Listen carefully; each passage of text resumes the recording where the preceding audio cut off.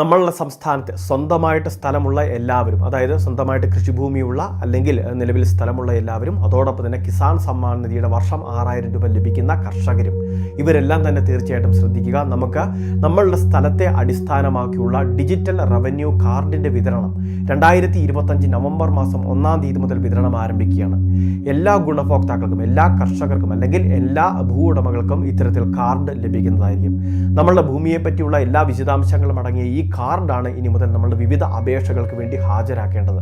അതുകൊണ്ട് തന്നെ ഇത് ഏറ്റവും പ്രധാനപ്പെട്ട ഒരു ഡോക്യുമെന്റ് ആയിട്ട് മാറ്റപ്പെടുകയാണ്. ആധാരവും പട്ടയവും ഒക്കെ പോലെ തന്നെ പ്രാധാന്യമറിയിക്കുന്ന മറ്റൊരു ഡോക്യുമെന്റ് കൂടി നമ്മളുടെ സംസ്ഥാനത്ത് നിലവിൽ വരുന്നു. ഇതിനെ സംബന്ധിച്ച് റവന്യൂ വകുപ്പ് മന്ത്രി കെ രാജൻ കഴിഞ്ഞ ദിവസങ്ങളിൽ തന്നെ അറിയിപ്പ് നൽകി കഴിഞ്ഞു.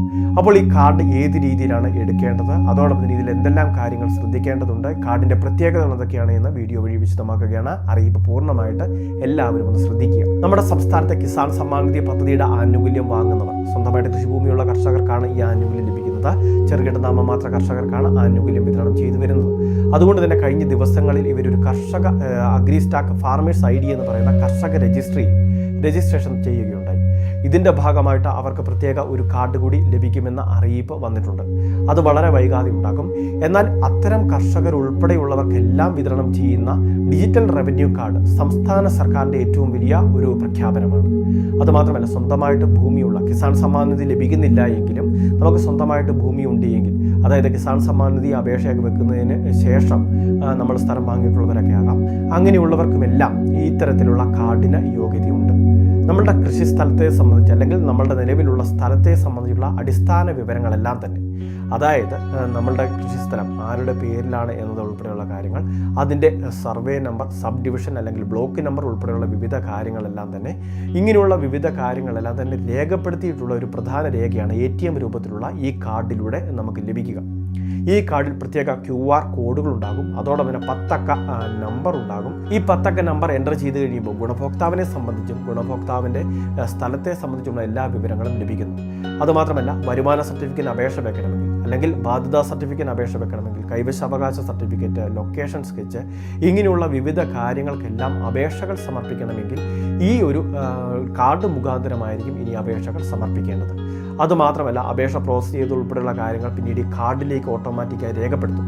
പിന്നീട് വീണ്ടും ഇതേ ഡോക്യുമെൻറ്റുകൾ ആവശ്യമായിട്ട് വരുന്ന സമയത്ത് ഈ കാർഡ് മുഖാന്തരം തന്നെ ഓൺലൈൻ വഴി കാർഡിൻ്റെ നമ്പർ എൻ്റർ ചെയ്ത് വീണ്ടും ആ ഡോക്യുമെൻറ്റ് ഡൗൺലോഡ് ചെയ്തെടുക്കുന്ന രീതിയിലേക്ക്, അങ്ങനെ ഡോക്യുമെൻറ്റുകൾ ഡൗൺലോഡ് ചെയ്തെടുക്കുന്ന ഒരു രീതിയിലേക്ക് കൂടി മാറ്റപ്പെടുകയാണ്.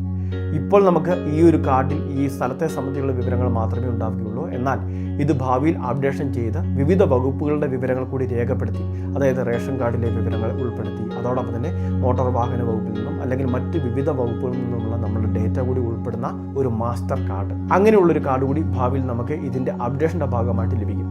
ആദ്യഘട്ടത്തിൽ കാർഡ് ലഭിക്കുന്നത് നവംബർ മാസം 1-ാം തീയതി മുതൽ വിതരണം ആരംഭിക്കുമ്പോൾ ഇപ്പോൾ ഡിജിറ്റൽ റീസർവേ പൂർത്തീകരിച്ചിട്ടുള്ള വില്ലേജുകളിലായിരിക്കും ഈ കാർഡ് വിതരണം ചെയ്യുക. ഈ കാർഡിന് ഒരു നിശ്ചിത നിരക്ക് ചിലപ്പോൾ സർക്കാർ ഈടാക്കിയേക്കും. കാർഡ് വിതരണം ചെയ്യുന്നത് ഈ രീതിയിലായിരിക്കും. ഡിജിറ്റൽ റീസർവേ നമ്മളുടെ വില്ലേജിൽ എന്നാണോ പൂർത്തിയാകുന്നത് അതിനുശേഷം നവംബർ മാസം 1-ാം തീയതിയൊക്കെ വിതരണം ആരംഭിക്കും. അതിനുശേഷം ചില വില്ലേജുകളിൽ ഡിജിറ്റൽ റീസർവേ ഒക്കെ അതിനുശേഷമൊക്കെ നടന്നുകൊണ്ടിരിക്കുകയായിരിക്കും. അപ്പോൾ അത് പൂർത്തിയാകുന്ന മുറയ്ക്ക് ബാക്കിയുള്ള എല്ലാ ആളുകൾക്കും, എല്ലാ ഗുണഭോക്താക്കൾക്കും ഈ ഡിജിറ്റൽ റവന്യൂ കാർഡുകൾ ലഭിക്കുന്നതുമായിരിക്കും. വളരെ പ്രധാനപ്പെട്ട ഒരു ഇൻഫർമേഷനാണ് ഷെയർ ചെയ്യുന്നത്. അറിയിപ്പ് പൂർണ്ണമായിട്ട് ഒന്ന് ശ്രദ്ധിക്കുക. എല്ലാവരിലേക്കും ഈ അറിയിപ്പ് ഷെയർ ചെയ്തെത്തിക്കുക. ഇതുപോലുള്ള വിവിധ പദ്ധതി അറിയിപ്പുകൾ തുടർന്നും ലഭിക്കാൻ ചാനൽ സബ്സ്ക്രൈബ് ചെയ്യുക, ഫോളോ ചെയ്യുക.